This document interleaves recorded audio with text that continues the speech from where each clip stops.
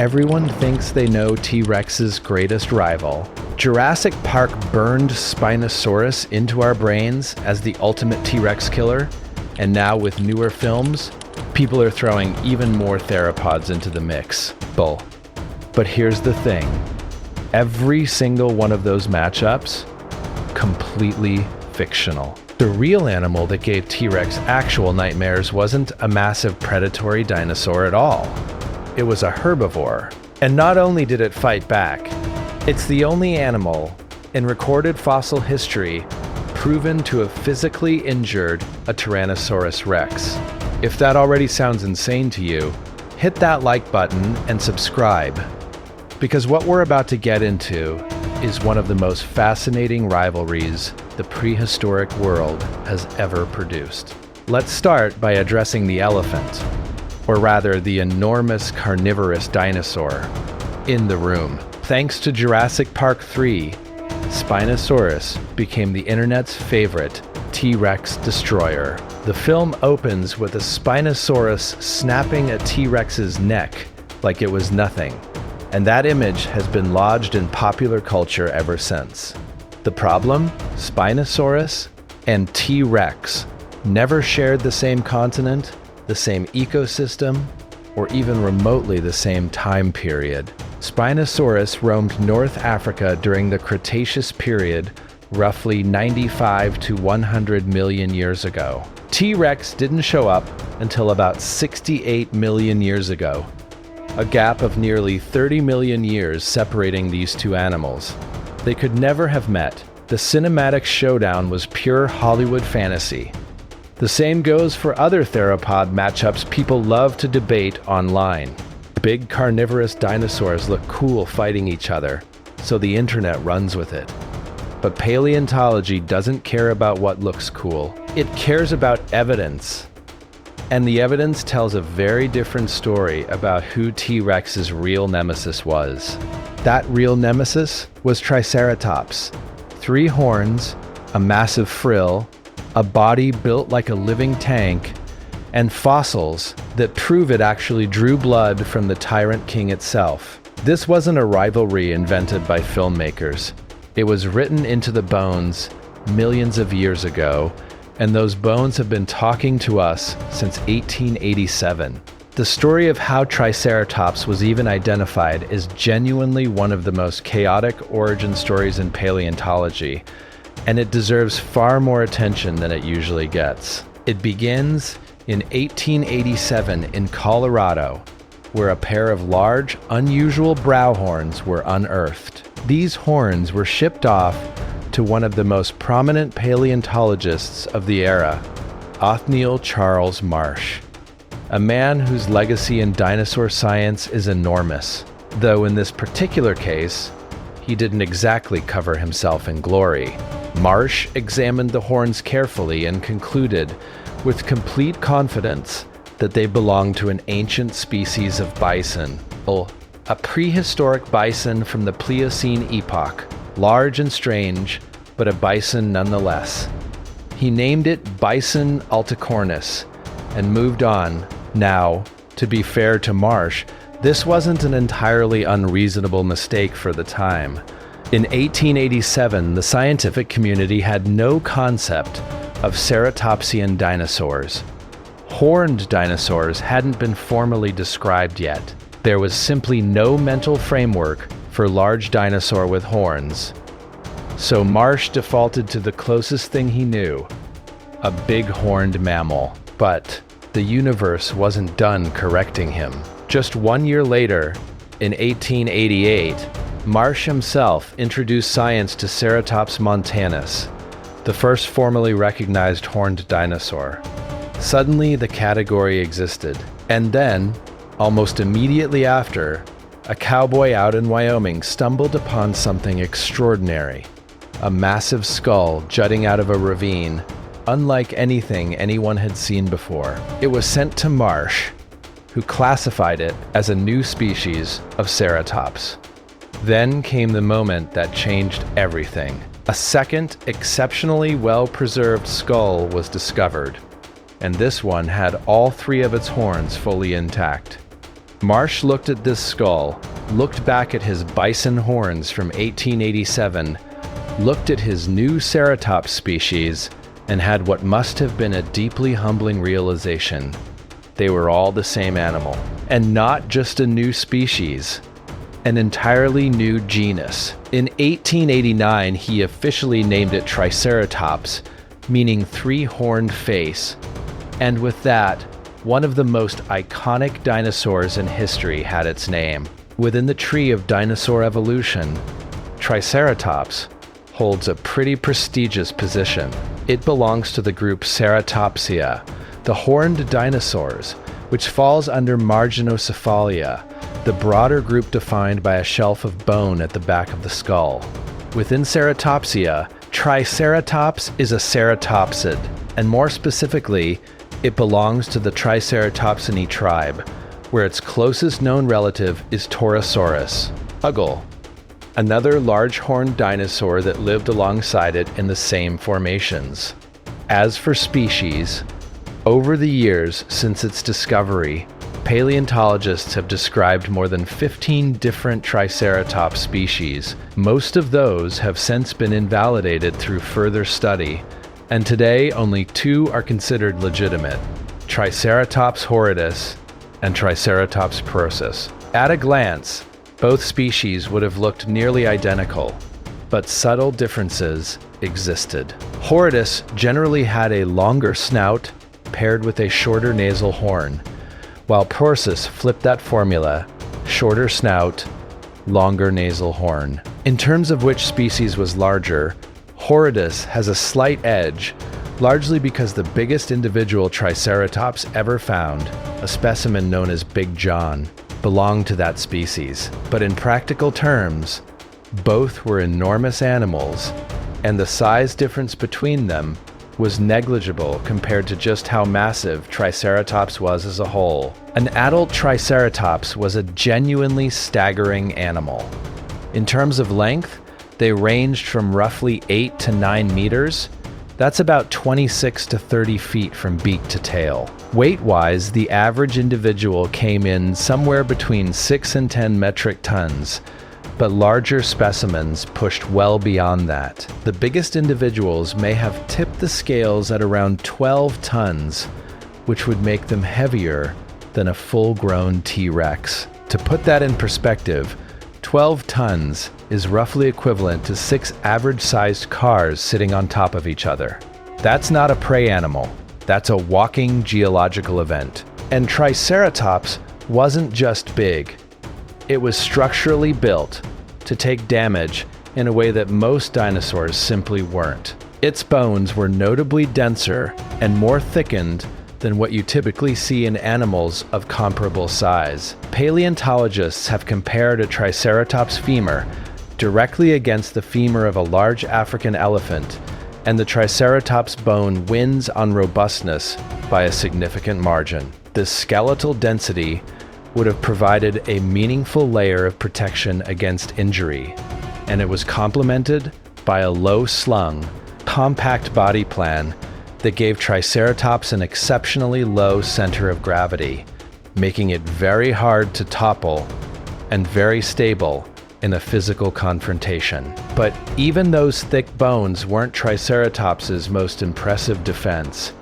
That title goes to its skull, and it's not particularly close. The Triceratops skull is one of the most extreme structures in the entire history of terrestrial vertebrates. It could make up over 1/3 of the animal's total body length, and the largest specimens on record stretch to about 2.5 meters, roughly 8 feet, from the tip of the beak to the back of the frill. That's among the largest skulls of any land animal that has ever lived on this planet.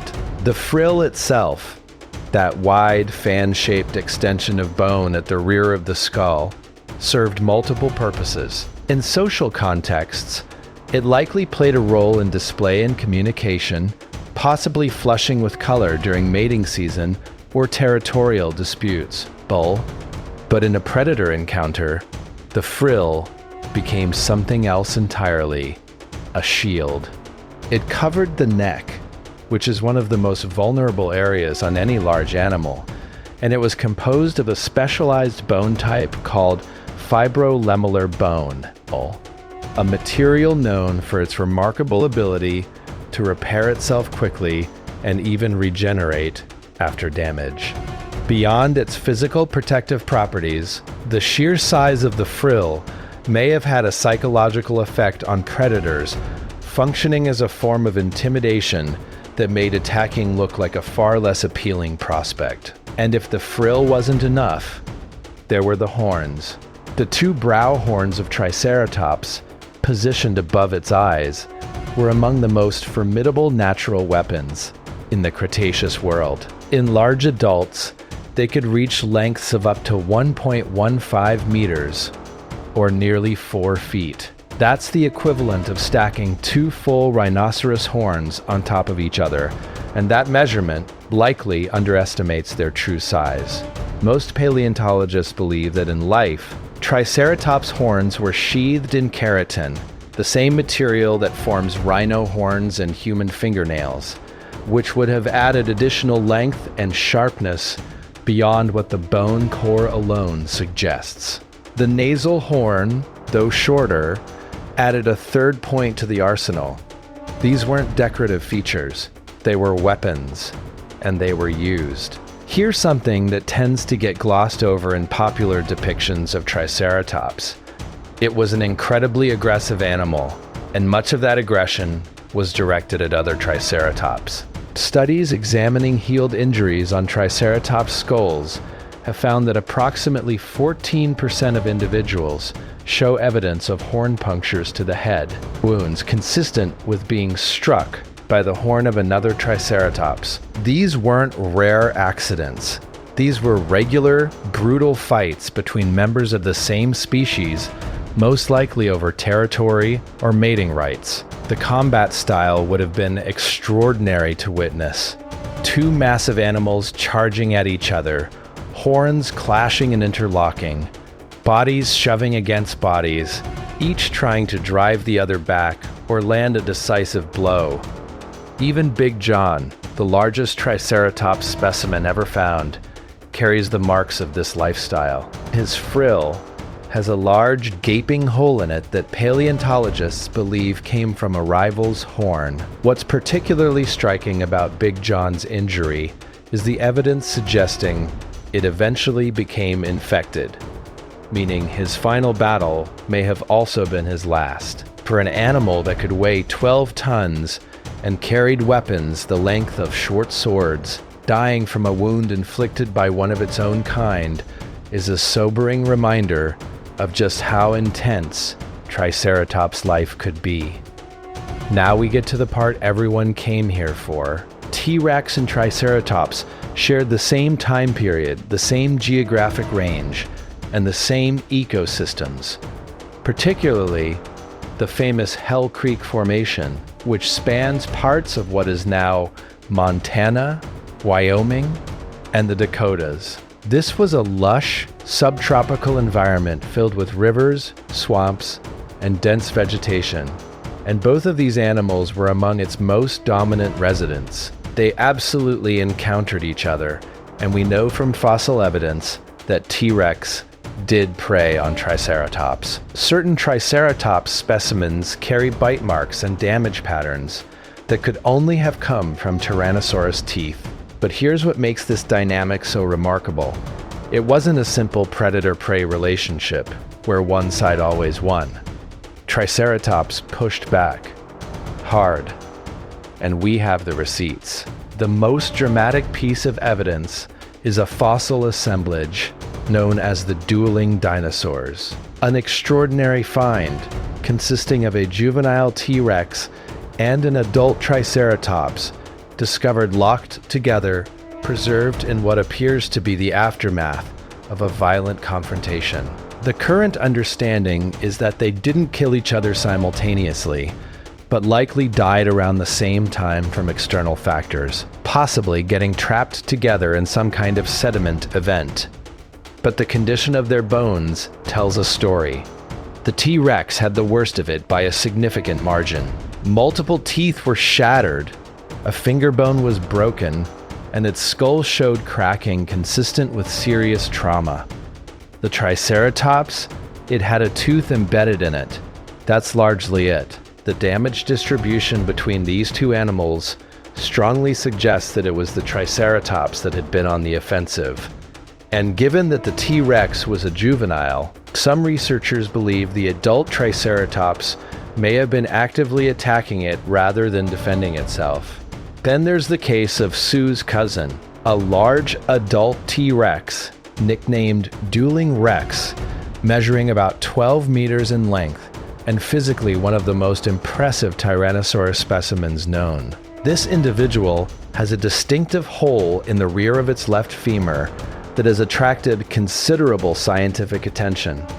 Based on the shape, size, and angle of the wound, several paleontologists have concluded that it was most likely caused by a large ceratopsian, almost certainly a Triceratops, striking the T Rex from behind while the predator was standing upright. If accurate, that's an adult Triceratops ambushing a full-grown T Rex from the rear and puncturing its thigh bone.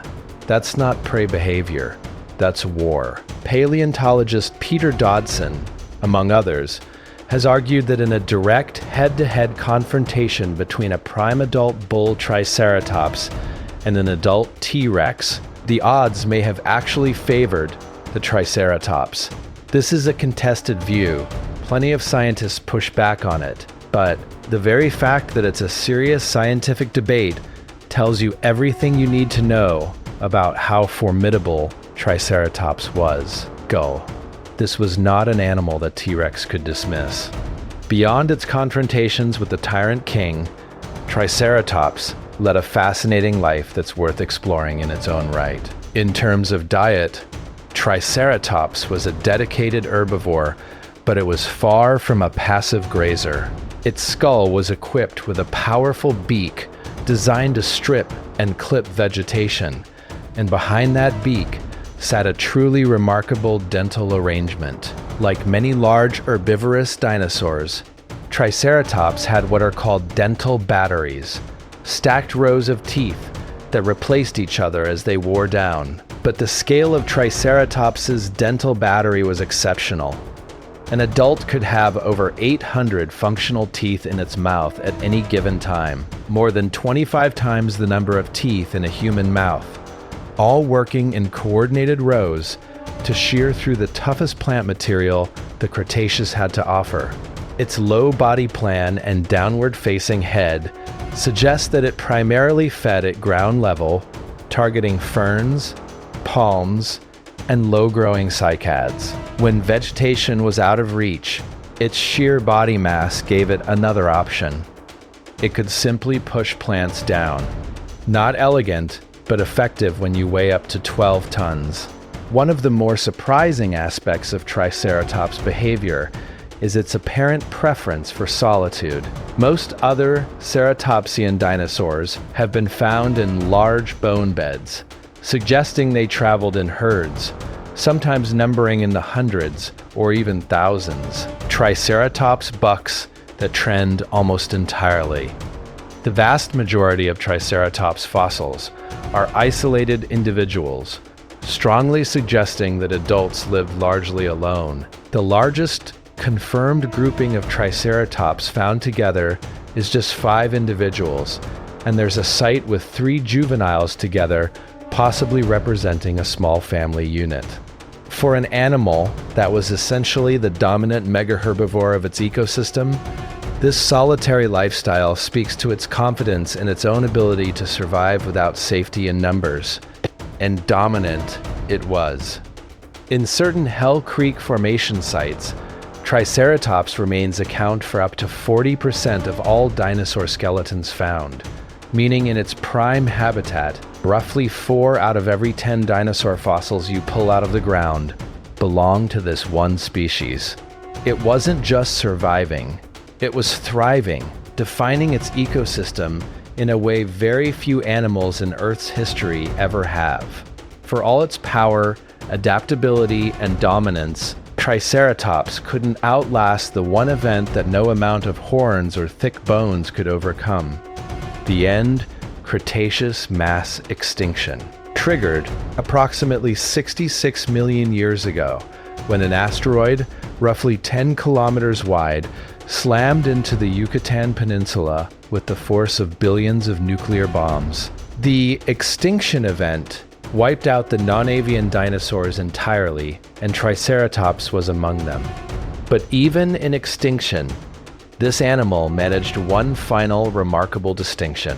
The youngest Triceratops fossil on record was found just 13 centimeters below the KPG boundary, the geological line that marks the exact moment of the asteroid impact. That means Triceratops may have been alive, walking the Earth, right up to the very end of the Cretaceous. It may have been one of the last non-avian dinosaurs standing. Even T Rex, its ancient rival, appears to have gone slightly earlier in the stratigraphic record. In the end, Triceratops outlasted its nemesis, just not by enough to matter. 66 million years of separation stand between us and this animal, and yet somehow, through the work of paleontologists and the preservation of rock and bone, we know its story in remarkable detail. We know what it ate, how it fought, how it healed, how it died, and how it lived alongside one of the most terrifying predators that has ever walked this earth and held its own. That's not just a fossil. That's a legacy.